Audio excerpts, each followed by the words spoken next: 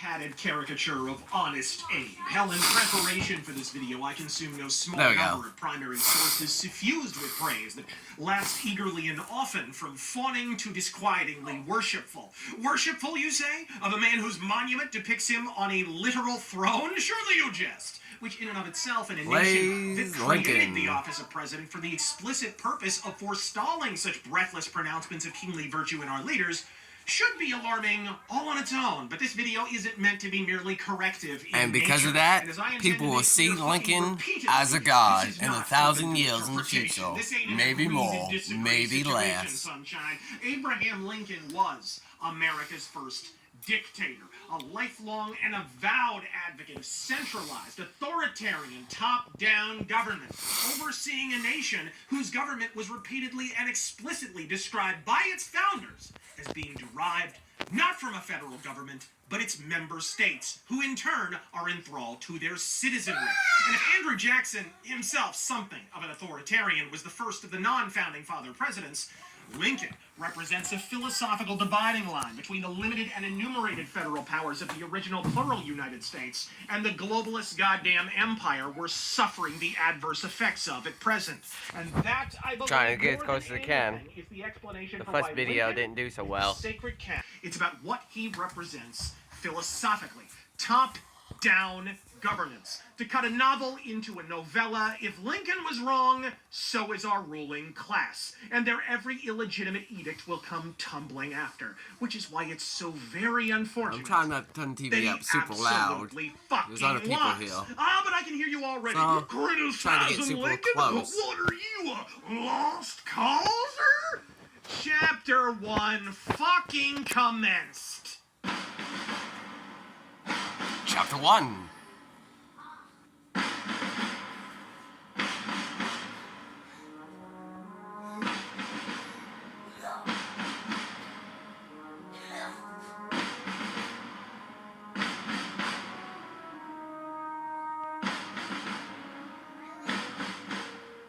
The Lost Cause may be the single most towering straw man ever erected. The idea that the Civil War was not principally waged over slavery, but See, was, the like most Boondock any Saints other saw war, it? primarily economic in nature, doesn't come from lost causers. I can't really It doesn't tell, come but I from think me. that is. It comes from fucking Lincoln.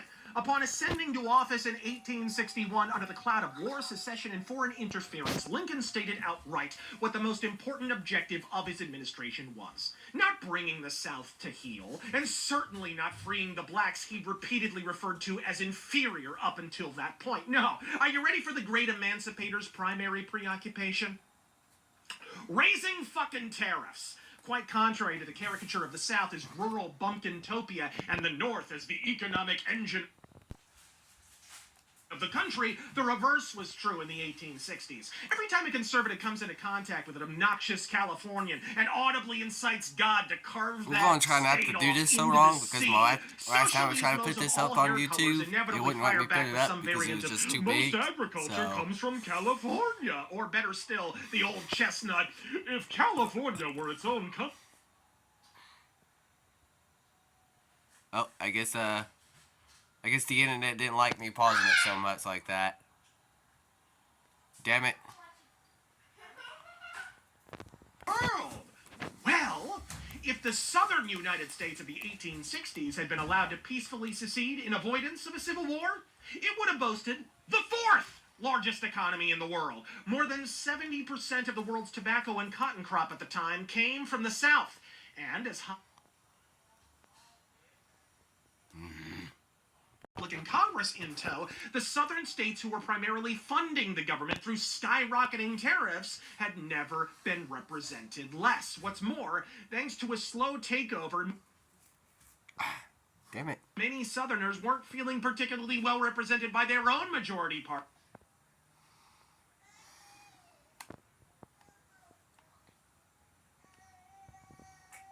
Risk of becoming convoluted, before I can dismantle the myth of a civil war over slavery, we need to tackle another omnipresent falsehood.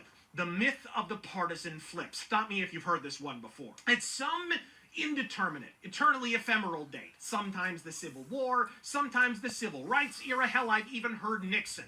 Republicans and Democrats pulled the old partisan switcheroo. Republicans had been central government status and suddenly switched to the party of personal responsibility and small If y'all having government, problems while seeing the that, anarchist just check out the Southern guy's Democrats video. became the Progressive Party. The details of why this happened are left hazier than Ted Kennedy's memory on the night of July 18th, 1969. But as I alluded in a prior Man, video, he's giving off a lot of America's information I homegrown never knew political before. binary is the small government states' rights of Thomas And most Jefferson likely, and the a lot Democrats y'all didn't versus the know. statist centralized Y'all usually do pseudo-monarchist research? government of Bro, do you Alexander usually Hamilton research, and bro? later the Whigs, themselves not coincidentally named after an English political party. This is crucial to comprehending the political motives of Lincoln, who prior to being persuaded to forsake them for the ascendant Republican Party, had been a lifelong and avowed Whig. When considering the cause of a crime, in this case the Civil War, before you can begin to Whig? look for evidence, That's what I you need. need to look Once I for save my patterns, head bod. places the I'm gonna victim be so cold frequented, people that once had I motive do. or So opportunity cold. that they had a pattern of contact with. The problem with the narrative So that the very Civil cold. War was caused by slavery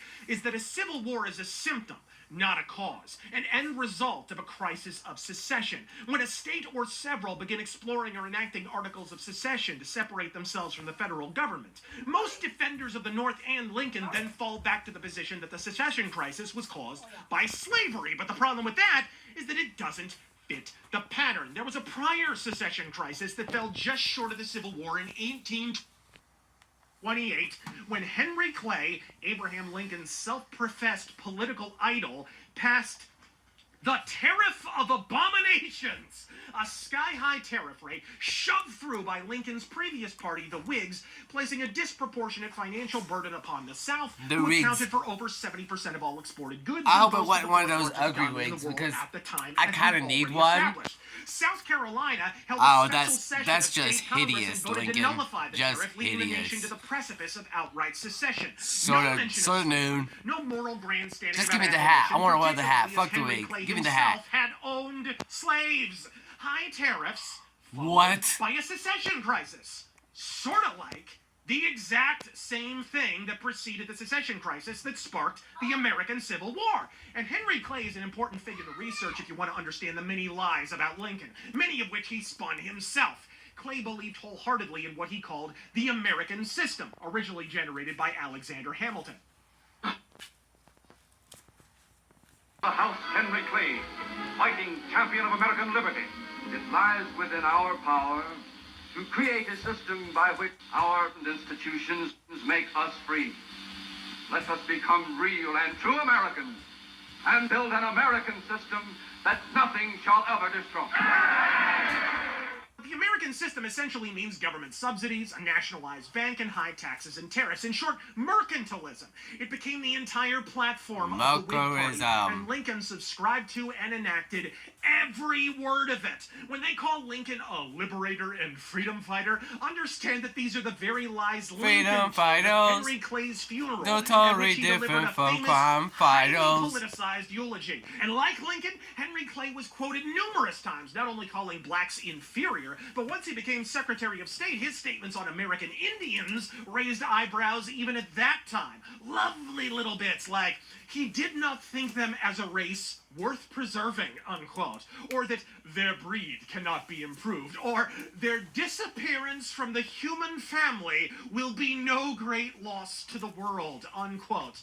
When President Andrew Jackson fought and won in an attempt to dissolve the National Bank, it was Henry Clay who served as the primary antagonist. But historians rarely acknowledge that little Lincoln was riding in the sidecar there. Henry Clay and his apprentice Abraham Lincoln would excoriate Andrew Jackson. Wow, he looks as so weird without his un-American, hat. And Abe even echoed his mentor's calls Super for, weird, quote, like, future wow. vengeance against the American South.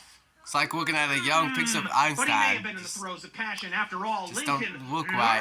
loved his nationalized money supply. So much, in fact, that when the National Bank was killed by Jackson and states had to print money from their own treasuries, Lincoln adamantly opposed every attempt to audit it. And hey, you know what all those people who crow about how we went off the gold standard thanks to Tricky Dick Nixon? Yeah, well, here's a funny story about Lincoln you're never likely to hear from a history professor.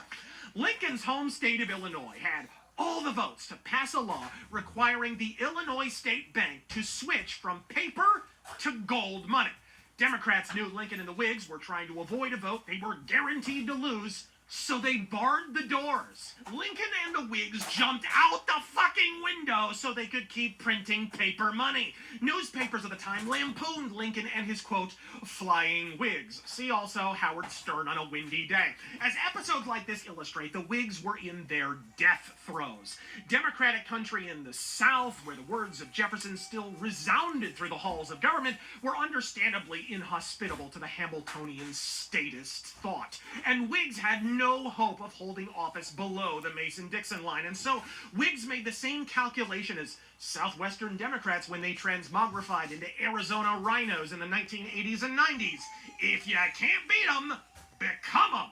Reformed Whigs turned Democrats soon arose to the highest stations of Southern power. Their focus on state subsidy of industry and the economy led them to be commercially interlocked with plantation owners. And it's likely for this reason that every one of the small handful of states which cited slavery as one but not all of the reasons for seceding just so happened to be in the hands of former Whigs turned Democrats. The Whig wing of the Democratic Party partly incited a civil war that they would later pin on the Jeffersonian Democrats during the post-war period.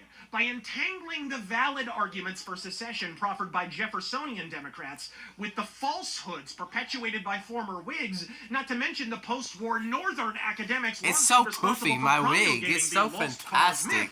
Defenders of the dictator. I know I'm supposed to say more or disagree or something like that, the very arguments that disproved their I'm just kind of watching what like y'all doing, watching and listening to what he say. Not, in fact, invented Y'all in the probably South. like, I don't like It what was he said invented about and my guy espoused Lincoln. overwhelmingly No, by he's my guy Northern Lincoln. Academics. Case in point, probably the most prominent exemplar of a lost Plus, causer. easy in if the this 20th did century happen. He's my was guy waspy Lincoln. Whig It's, Democrat and all you around know, it's- shitbag du jour, I'll justify it Woodrow somehow, Wilson, who because- famously screamed the birth of a nation because at it's the my White guy. House. What was Woody Wilson prior to being president? A Jeffersonian sharecropper? Deep South croc wrangler, perhaps. Oh, that's right. He was a Northern academic. Hey, remind me again who Wait, was hold up. only recently Did he say the Woodrow Public Wilson? Policy Department at What a Princeton horrible University president. was named after.